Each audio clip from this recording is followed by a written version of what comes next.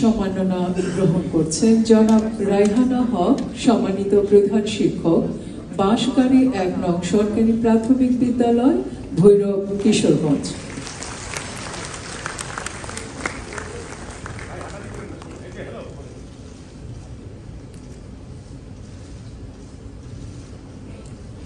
এবার সম্মাননা গ্রহণ করবেন জনাব মৌলভী, জান্নাতুল উম্মাহ বালিকা দাখিল মাদ্রাসা, বিয়ানীবাজার, সিলেট।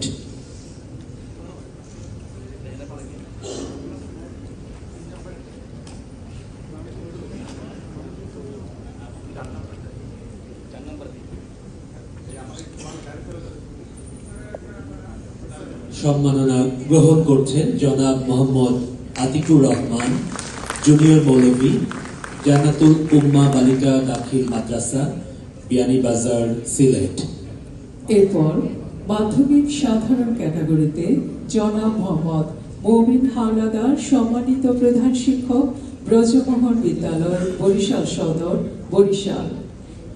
জনাব মোহাম্মদ মমিন হাওলাদার, সম্মানিত প্রধান শিক্ষক, ব্রজমোহন বিদ্যালয়, বরিশাল সদর, বরিশাল।